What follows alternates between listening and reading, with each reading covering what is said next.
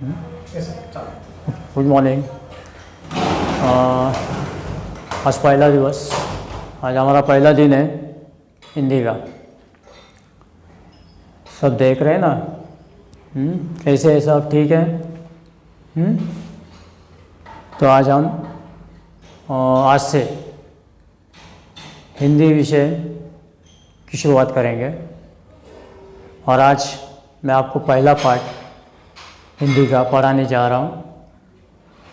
मुझे पता है आपके पास टेक्स्ट बुक नहीं रहेगा, इवन किसी के पास नोटबुक भी नहीं रहेगा। It's okay.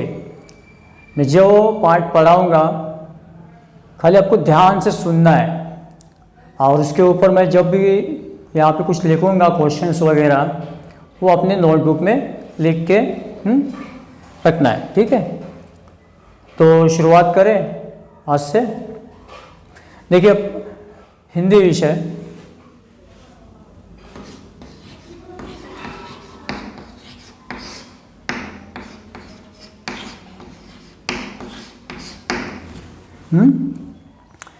तो सबसे पहले आप सबको मैं अपनी तरफ से शुभकामनाएं देता हूँ, शुभेच्छा देता हूँ। तो हिंदी का जो पहला पार्ट है, वो पहला पार्ट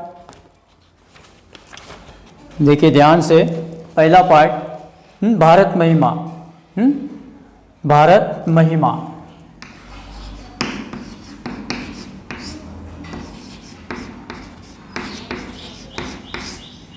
भारत महिमा ये पार्ट नहीं है बल्कि कविता है। क्या है? कविता है। ठीक है? तो आज पहली कविता हम देखेंगे भारत महिमा, जिसके कवि हैं जयशंकर प्रसाद। ठीक है? आज की जो हमारी पहली कविता है उसका नाम है भारत महिमा और इसके कवि जो है जयशंकर प्रसाद। ओके, ठीक है। तो भारत महिमा, अभी भारत यानी कि हमारा देश, अपना देश, जिस देश में हम रहते हैं। हाँ, अपने देश के बारे में हमें पूरी तरह से जानकारी है। ठीक है ना? तो ऐसे भारत देश के बारे में, भारतवर्ष के बारे में हमें इस कविता में जयशंकर प्रसाद जी ने जो कहा है, जो बताया है, हमें ध्यान से सुनना है, क्योंकि इसी के ऊपर आपको जो भी प्रश्न पूछे जाएंगे उसके जवाब आपको लिखना आना चाहिए। तो सबसे पहले मैं इस कविता का, कवि के विचारों का, यानी कविता की विशेषता कवि ने किस तरह से बताई है, ये आपको मैं बता रहा हूँ। ध्यान से सुनो, सबका ध्यान। ठीक है? कोई किसी से बात नहीं करेगा, ध्यान से सुनेंगे। तो देखिए, भारत महिमा कवि है जयशंकर प्रसाद। जयशंकर प्रसाद। देखिए, इस कविता में कवि ने क्या बताया कि प्रकृति ने हमारे देश की रचना बड़े प्यार से की है ना, अपना देश। तो देखिए, हमारा देश हिमालय की गोद में बसा हुआ है। हमारा देश हिमालय की गोद में क्या है? बसा हुआ है। हमारा देश सबसे पहले जागृत हुआ था प्राचीन काल। देखो, प्राचीन काल में हमारा देश सबसे पहले जागृत हुआ था और इसकी संस्कृति सबसे पुरानी है। आर्य संस्कृति। हाँ, हिस्ट्री में आपने पढ़ा होगा कि आर्य हमारे देश में आए थे। हाँ, तब आर्य भाषा। तो ये जो हमारी संस्कृति है तब से लेके सबसे पुरानी है। तभी कवि ने क्या कहा इसमें कि प्रस्तुत कविता में छायावाद के प्रवर्तक जयप्रकाश शंकर प्रसाद जी ने हमारे प्यारे देश भारत के इसी महिमा पंडित अस्तित्व का मनोरम चित्रण किया है। तो अपने देश के बारे में हमें इस कविता में बताया हुआ है। देखिए, कवि की आकांक्षा है कि हमें सदैव अपने देश पर, कवि की इच्छा क्या है कि हमें अपने देश पर, उसकी सभ्यता और संस्कृति पर गर्व करना चाहिए। हमें ही नहीं, पूरे विश्व में जहाँ पे जो लोग रहते हैं उनका देश है, उनके देश की संस्कृति का और उनकी सभ्यता का उन्हें क्या करना चाहिए? गर्व करना चाहिए। और आवश्यकता पड़ने पर हमें देश के लिए अपना सर्वस्व न्यौछावर कर देने के लिए तत्पर रहना चाहिए। आपने गाने सुने होंगे देशभक्ति के, कर चले हम पिता वतन साथियों, है ना, जो हमारे देश के वीर जवान अपने देश के खातिर अपनी जान यानी कि अपने प्राणों का क्या करते हैं, बलिदान देते हैं, जान न्यौछावर करते हैं। तो कवि ने यही कहा है कि अगर हमें आवश्यकता पड़े तो अपने देश के लिए क्या करना है, अपने प्राण न्यौछावर करने के लिए तैयार रहना है। ठीक है, तो ये मैंने आपको बताया कविता के विशेषता के बारे में, जो हमें जयशंकर प्रसाद जी ने बताई हुई है इस कविता के बारे में। तो अभी देखिए आपके पास टेक्स्ट बुक नहीं है, कोई बात नहीं है, हाँ ठीक है। मैं कविता की पहले 4 पंक्तियाँ आपके सामने रीड करूँगा, पढ़ूँगा, ध्यान से सुनिए, ताकि आपको पता चले कि ठीक है। देखो पहली 4 लाइन्स मैं रीड करने जा रहा हूँ, ध्यान से सुनो। हिमालय के आंगन में उसे किरणों का दे उपहार, हिमालय के आंगन में उसे किरणों का दे उपहार, उषा ने हंस अभिनंदन किया, उषा ने हंस अभिनंदन किया और पहनाया हीरक हार। देखिए और एक बार मैं पढ़ने जा रहा हूँ, ध्यान से सुनो। हिमालय के आंगन में उसे, हिमालय के आंगन में उसे किरणों का दे उपहार, उषा ने हंस अभिनंदन किया और पहनाया हीरक हार।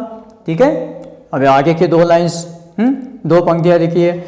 जगे हम लगे जगाने विश्व, लोक में फैला फिर आलोक। क्या कहा है, जगे लगाने विश्व, लोक में फैला फिर आलोक, व्योतम पुंज हुआ तब नष्ट, व्योतम पुंज हुआ तब नष्ट, अखिल संस्कृति हो उठी अशोक।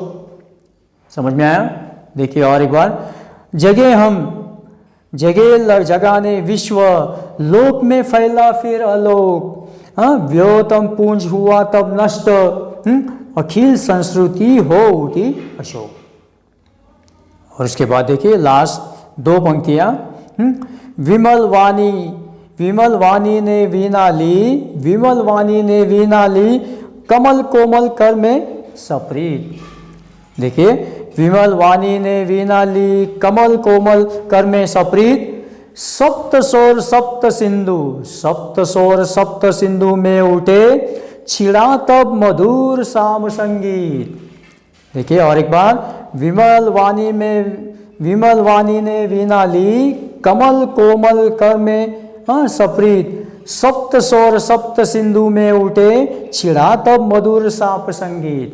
देखिए ये जो मैंने पंक्तियाँ यहाँ पे आपके सामने पेश की है, सादर की है, जो मैंने पढ़ा है वो आपने सुना है, लेकिन आपको समझ में नहीं आया कि एक्चुअली क्या है, इसका भावार्थ क्या है, इसका सरल अर्थ क्या है। ठीक है, ये भी मैं आपको अच्छी तरह से पढ़ाऊंगा, खाली ध्यान से सुनना है। ठीक है, अभी देखिए, हिमालय के आंगन में उसे किरणों का दे उपहार। उपहार है ना।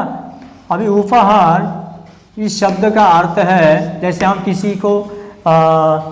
किसी के घर जाते हैं प्रोग्राम या कार्यक्रम में, तो अपने साथ क्या लेके जाते हैं, उपहार, यानी कि भेंट। तो ये हुआ भेंट।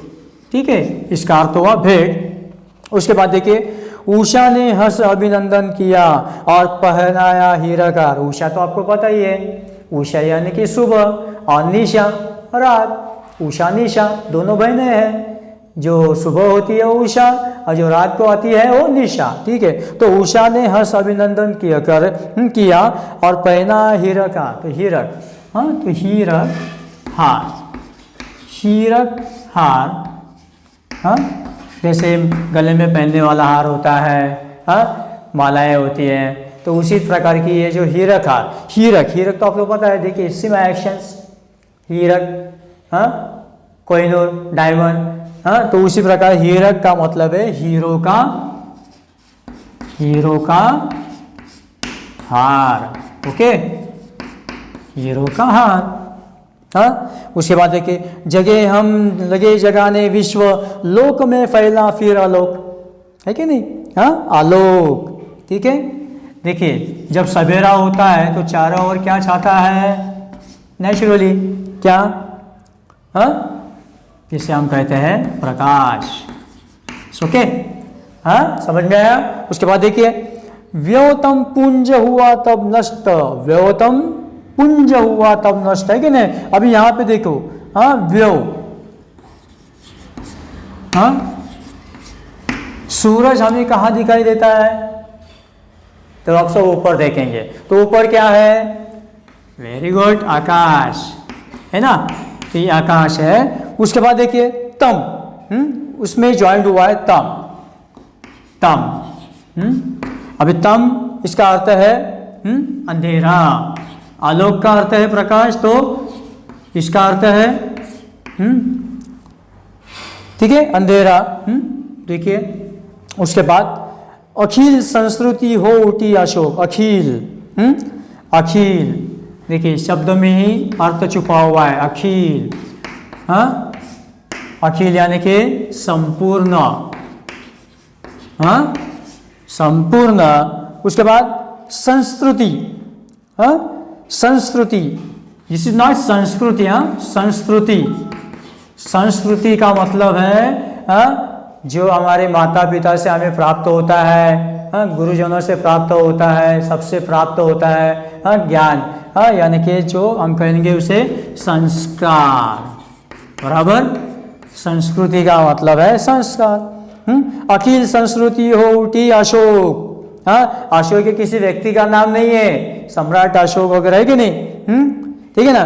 तो अशोक, देखिए इसमें भी अर्थ छुपा हुआ है, अगर इस अ को हम हटाएंगे तो क्या हो जाएगा, शोक, है ना, मान अपमान, हाँ, जय पराजय, तो उसी तरह शोक, हाँ, तो अशोक, देखिए अशोक यानी कि क्या हो उसका अर्थ, शोक रहित, हाँ, शोक रहित, हाँ, जिसका कोई शोक नहीं है, शोक रहित, ठीक है। उसके बाद देखिए विमल वाणी ने वीणा ली, विमल वाणी ने विमल, देखिए इसमें भी अर्थ छुपा, विमल, हम कहते हैं ना विमल, हाँ, हमारा जीवन हो निर्मल, पानी होता है निर्मल यानी पवित्र, वेरी गुड, हाँ, ये हो गया पवित्र। उसके बाद देखिए वाणी ने वीणा ली, हाँ, यहाँ पे वाणी, वाणी यानी बोलना, ये तो नेचुरल आपको पता ही है सबको, लेकिन यहाँ पे वाणी का अर्थ लिया गया है स्पेशली कविता में, हाँ, सरस्वती, हाँ, क्या लिया हुआ है, सरस्वती, ठीक है। वाणी का अर्थ बोलना होता है, शब्द होता है, बोलना है कि नहीं, हाँ जी, लेकिन यहाँ पे लिया है सरस्वती ने वीणा ली, कोमल, देखिए कमल कोमल कर में सप्रित, हाँ, तो सप्रित, देखिए हमें सबके साथ सप्रित किस तरह से व्यवहार करना है, हाँ, बराबर कि नहीं। आज जो परिस्थिति है आप देख रहे हो, गरीबों की हालत क्या हो रही है, हाँ, बीमारों की हालत क्या हो रही है, तो इन सबके साथ हमें किस तरह से पेश आना चाहिए, सप्रिय यानी कि प्रेम के साथ, प्रेम के साथ, ठीक है। देखिए सप्त स्वर सप्त सिंधु में उठे, छिड़ा तब मधुर शाम संगीत, सप्त स्वर आपको पता ही है, सारे गा म प ध नि सा, हाँ, संगीत, है ना, सप्त सिंधु लहर सागरों में, हाँ, हाँ, लहर उठे, छिड़ा तब मधुर शाम संगीत, शाम संगीत, हाँ, तो यहाँ पे शाम आपको पता है ना, भेद, साम दंड है कि ना, उसमें से ये साम वेद, ठीक है, तो ये होगा सामवेद। तो अभी देखिए ये जो कविता मैंने 4 पंक्तियां मैंने पढ़ी है, हाँ, उसमें जो भी हमने कठिन शब्द देखे उसका अर्थ हमने देखा है, हाँ, मैंने इस पे लिखा हुआ है बोर्ड पे, ध्यान से देखिए। अभी देखिए हिमालय के आंगन में उसे वहां से लेके छिड़ा तब मधुर शाम संगीत, ये जो पंक्तियां इसका सरल अर्थ क्या है, जो मैं ध्यान से आपको पढ़ाऊंगा, आपको ध्यान से सुनना है। देखिए कवि क्या कहते हैं कि हमारा ये प्यारा भारत देश, हाँ, हिमालय के आंगन के समान है, ये तो समझ में आया, और प्रतिदिन उषा भारत को सूर्य की किरणों का उपहार देती है, सुबह रोज होती है, हाँ, आकाश में सूरज उगता है, सूरज क्या करता है, अपनी किरणों से क्या करता है, चारों ओर झगमगाहट यानी कि किरणों का ऊपर देती है उषा सुबह। तब ऐसा लगता है मानो हंसकर वो भारत भूमि का अभिनंदन कर रही है क्या नहीं, प्रसन्नता। अगर हमारे घर में या कहाँ पे भी कुछ कार्यक्रम होता है तब चारों ओर वहाँ पे क्या होती है, प्रसन्नता चाहिए होती है। वैसे ही सवेरा जब होता है, सूरज की किरणें जब धरती पे आती है सुबह आने के बाद, हमें भी अच्छा लगता है ना। उसी प्रकार देखिए प्रतिदिन उषा भारत को सूर्य किरणों का उपहार देती, तो ऐसा लगता है मानो हंसकर वो भारत भूमि का अभिनंदन कर रही है। किसका अभिनंदन कर रही है, भारत भूमि का, क्योंकि कविता किसके ऊपर आधारित है, भारत के ऊपर। इसके कवि कौन है, जयशंकर प्रसाद जी, है कि नहीं। देखिए आगे क्या कहा है, ओस, देखिए ओस की बूंदों पर जो प्रातःकालीन सूर्य की रश्मियाँ पड़ती है तो ऐसा लगता है जैसे उषा ने भारत को हीरो का हार पहना दिया है ना। सवेरे उठने के बाद हम देखते हैं ना, बाहर घूमने आते हैं, तो वहाँ पे देखते हैं छोटे छोटे जो पत्ते होते हैं ना, उसके ऊपर बूंद गिरी होती है ना। तो उस बूंद को देख के कवि ने क्या कहा है कि मानो उषा ने भारत को हीरो का हार पहना दिया है, चमक उठती हो। उसके आगे कवि ने क्या कहा है कि सबसे पहले ज्ञान का उदय भारत में ही हुआ। मैंने आपको शुरुआत में ही बताया, कविता का परिचय देते हुए उसमें मैंने आपको बताया था कि सबसे पहले ज्ञान का उदय भारत में ही हुआ, अर्थात सबसे पहले हम जागरूक हुए। देखो हमारा देश विश्व में कितना महान है, हमारे देश की संस्कृति है ना, इसको प्राचीन महत्व है, क्योंकि यहाँ पे क्या बताया कि सबसे पहले हम जागरूक हुए, फिर हमने पूरे विश्व में ज्ञान का प्रसार किया।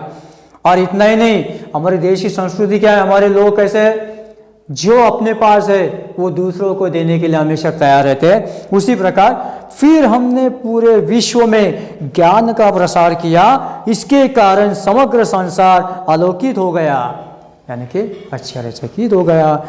देखिए अज्ञान रूपी अंधकार का विनाश हुआ और संपूर्ण सृष्टि के सभी सुख दुख शोक दूर हो गए। देखो अगर जीवन में ना रहेगा अज्ञान, ना रहेगा अंधेरा, तो जीवन बन जाएगा प्रकाशमय। उसी प्रकार अगर जीवन में हमें ज्ञान प्राप्त हुआ तो क्या हो सकता है, हमारे अज्ञान रूपी अंधकार का विनाश होता है और संपूर्ण सृष्टि के सभी दुख जो शोक है दूर हो गए। जैसे आप पढ़ते हो, पढ़ाई कर रहे हो, भले आज की परिस्थिति में हम स्कूल नहीं जा पाते, लेकिन घर पे हम ऑनलाइन तो पढ़ाई कर रहे हैं, क्योंकि हमें भी आगे जाके क्या करना है, हमारे जीवन का अंधेरा दूर करना है। किससे, ज्ञान से, है कि नहीं। तो देखिए वाणी की देवी वीणा प्राणी, वाणी की देवी किसे कहा है, यहाँ पे मैंने अर्थ लिखा हुआ है, वाणी किसे कहा है कविता में, सरस्वती को कहा है। तो ये वाणी की देवी जो है ना, सरस्वती इसी पवित्र भूमि को पर प्रेम के साथ अपने कमल के समान कोमल करों में वीणा उठाई। आपने सरस्वती की मूर्ति देखी है, सरस्वती देवता आपने देखी है, जिनके हाथ में क्या है, वीणा है, जिससे क्या निकलता है, ज्ञान का सप्तसुर, है कि नहीं। तो देखिए उसकी झंकार से सप्त सिंधुओं में सातों स्वरों का मोहक सरगम गूंजने लगा। जैसा अभी मैंने कहा ना, सप्त सुर है ना, संगीत, लेकिन यहाँ पे ज्ञान का संगीत, किसके द्वारा, सरस्वती के वीणा के द्वारा, है क्या नहीं। जिसे कवि ने क्या कहा है कि ये जो संगीत है, मधुर संगीत, क्या हुआ है, इसका सरगम, इसकी आवाज चारों ओर गूंजने लगी है, और मधुर संगीत का जन्म हुआ है। इसी महान देश में संगीत के वेद सामवेद की रचना हुई, और इसी कारण हमारे देश में इस सरस्वती के वीणा के कारण, इस मधुर संगीत के कारण क्या हुआ, संगीत के वेद सामवेद की रचना हुई है। ठीक है, अभी समझ में आया। ठीक है, तो ये मैंने आपको बताया कि ये जो 4 पंक्तियां हैं, इस पंक्तियां द्वारा हमें कवि ने भारत के बारे में हमें किस प्रकार की विशेषता बताइए, कैसे बताइए, आपको समझ में आया? तो देखिए अभी ये हो गए 4 पंक्तियाँ। उसके आगे की 4 पंक्तियाँ मैं वापस रीड करने जा रहा हूँ। हाँ, बोले टेक्स्ट बुक नहीं है, हाँ, तो भी आपको ध्यान से सुनना है। तो देखिए उसके बाद क्या है, विजय केवल लोहे की नहीं। उसके आगे की पंक्तियों में कवि ने क्या कहा है, विजय केवल लोहे की नहीं, धर्म की रही धरा पर घूम, भिक्षु होकर रहते सम्राट, दया दिखलाते घर घर घूम। हाँ, आई रिपीट वंस अगेन, वापिस एक बार मैं रीड कर रहा हूं, विजय केवल लोहे की नहीं, धर्म की रही धरा पर धूम, भिक्षु होकर रहते सम्राट, दया दिखलाते घर घर घूम। गौरी को दिया दया का दान, गौरी को दिया दया का दान, चीन को मिली धर्म की दृष्टि। अभी इस समय चीन का नाम लेना उचित नहीं होगा, फिर भी कविता में अगर उसका उल्लेख हुआ है तो उसके बारे में हमें जानकारी प्राप्त करनी ही पड़ेगी। हाँ, ठीक है। तो चीन को मिली धर्म की दृष्टि, मिला था स्वर्ण भूमि को रत्न, मिला था स्वर्ण भूमि को रत्न, शील की सिंहल को भी सृष्टि, शील की सिंहल को भी सृष्टि। हाँ, देखिए आगे की 4 पंक्तियां मैंने आपको बताई है। उसके पहले हमने जो 4 पंक्तियां पढ़े उसमें जो भी हमें कठिन शब्द दिखाई दिए, जब हमने सुने हमने कानों से, उसके अर्थ हमने सामने आपके रखे हुए हैं। अब इस पंक्तियों में भी हमें देखना है कि कौन सा शब्द जो उसका हमें अर्थ समझ में नहीं आता। लेकिन उससे पहले ये आपको समझ में आया। देखिए वापस एक बार मैं रिवाइज करता हूँ। देखिए कविता का नाम क्या है, भारत महिमा। हाँ, ठीक है, यहाँ पे कविता लिखता हूँ मैं, समझ में नहीं आया तो कविता। हाँ, भारत महिमा, कवि है जयशंकर प्रसाद। हाँ, और पहले की जो हमने 4 पंक्तियाँ पढ़ी है उसमें हमें उपहार, इसका अर्थ हुआ भेंट, हीरक हार, हीरो का हार, आलोक प्रकाश, व्योम, आकाश तम अंधेरा, इन दोनों को मिलाए व्योतम। उसके बाद अखिल, संपूर्ण, संस्कृति, संस्कार, अशोक, शोक रहित, विमल, पवित्र, वाणी, सरस्वती, सप्रीत, प्रेम के साथ, और साम, सामवेद, है ना। तो ये पंक्तियां मैंने आपको जो बताई है पहले कविता की शुरुआत, उसका अर्थ आपको समझ में आया, उसका मैंने सरल आपको अर्थ भी बताया हुआ है। आगे के मैंने 4 पंक्तियां रीड की है। हाँ, ठीक है, तो हम उसके बारे में भी देखेंगे। इसके बारे में आपने देखा है, मुझे लगता है कि ये आपको समझ में आया है। नहीं आया है, इसका अर्थ समझ में नहीं आया। हाँ, तो मैं आपको 1-2 मिनट देता हूँ, अगर आपके पास नोटबुक है तो फटाफट नोट डाउन करो। जिसके पास टेक्स्ट बुक है वो टेक्स्ट बुक में अपने पेंसिल द्वारा जहाँ पे शब्द दिखाई दे उसके साइड में उसका अर्थ लिखो, ठीक है। तो ये आपको समझ में आएगा, एकदम इजीली है। 2 मिनट का समय मैं दे रहा हूँ आपको, 2 मिनट में आपको क्या करना है, ये लिखना है, ठीक है ना। वहाँ पे आपका टाइम स्टार्ट हुआ, क्योंकि 2 मिनट के बाद हम आगे की 4 पंक्तियाँ देखेंगे, ठीक है।